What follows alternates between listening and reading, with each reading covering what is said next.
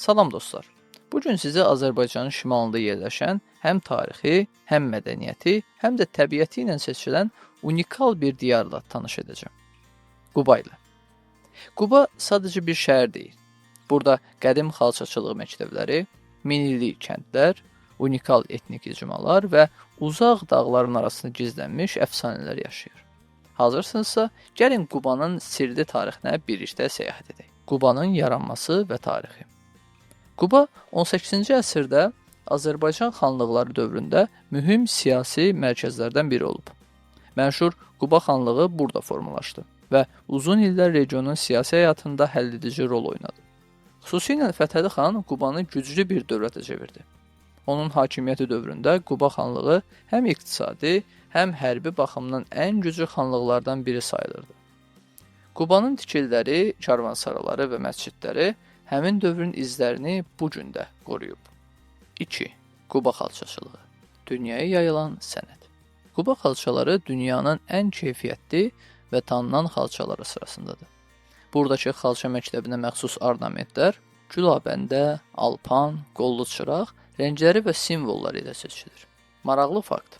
Quba xalçalarının bir hissəsindəki simvollar qədim türk damğalarına əsaslanır. Yəni, xalçalar sadəcə dizayn deyil, həm də bir xalqın tarixini daşıyan sənət kimidir. Bu gün Qubada xalçaçılıq yenidən canlanıb və 1000 illik ənənə davam edir. Qırmızı qəsəbə. Dünyada yeganə dağ yəhudiləri məskəni. Qubada yerləşən Qırmızı qəsəbə dünyanın ən unikal yaşayış məskənlərindən biridir. Bu qəsəbə dünyada dağ yəhudilərinin kompakt şəkildə yaşadığı yeganə məkan sayılır.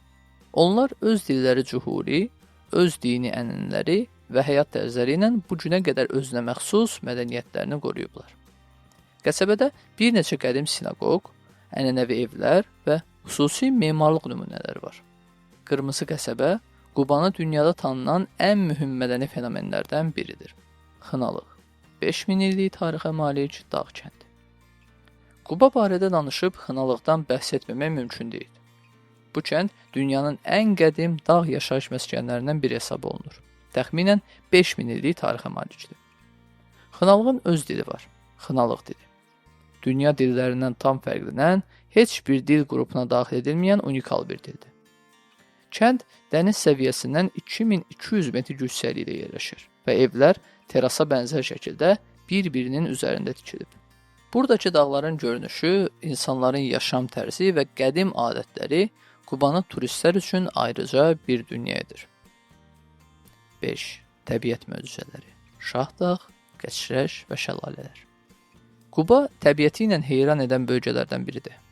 Şahdağ qış turizminin mərkəzi, Qəçrəş meşələri ilə Azərbaycanın yaşıl cənnəti, Afurca şəlaləsi 75 metrlik hündürlüyü ilə naturanın möhtəşəm nümayişi. Bu yerlər Qubanı həm yay, həm də qış səyahətləri üçün ideal edir. Yay boyunca rast gəlinən alma bağları isə Qubanı Azərbaycanın alma paytaxtına çevirir.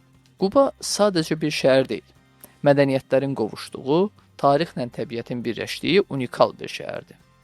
Burada Qırmızı qəsəbənin nadir icması, Xınalığın əfsanəvi dağları, Qubanın sənəti və dadı hər biri ayrıca bir dünya kimi qarşımıza çıxır. Azərbaycanın şimal incisi olan Quba haqqında daha çox məzmun gəlməsini istəyirsinizsə, videonu bəyənin və abunə olmağı unutmayın.